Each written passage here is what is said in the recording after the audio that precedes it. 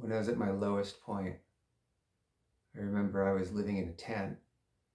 I was living in a tent with my 6-year-old daughter, and she was sweet about it. It's funny to remember it. I had part-time work at a restaurant, and I would bring home food after work. Sometimes she would be there alone until I got home, in the dark in the tent, until I got home at well past dark, and I'd bring food home. And I remember eating with her the food I bring home from the restaurant in the tiny tent, and I'd tell her bedtime stories. And she tells me to this day that that's one of her happiest memories is that time of our life. And it goes to show the strength of the human spirit, really. But for me, I felt terrible about myself. I I hated myself during that time. Um, it was the worst time of my life,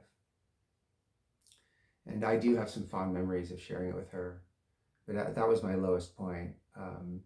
I was so self-judging for not being able to get it together, not being able to get sober, not being able to provide for her.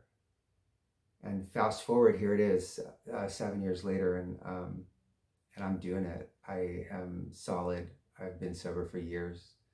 I'm healthier than I've ever been. I have a business that supports me. I'm present for my children. I'm present for my friends. I'm present for the community, and I love my life. I have an ease with my emotions, and my health is terrific. And and what I want to share with you is how I did it. In the process, I discovered a way that I became sober. It's an 8-stage process, and it creates freedom from addiction. And what it's going to create inside you is power to take charge of your own life.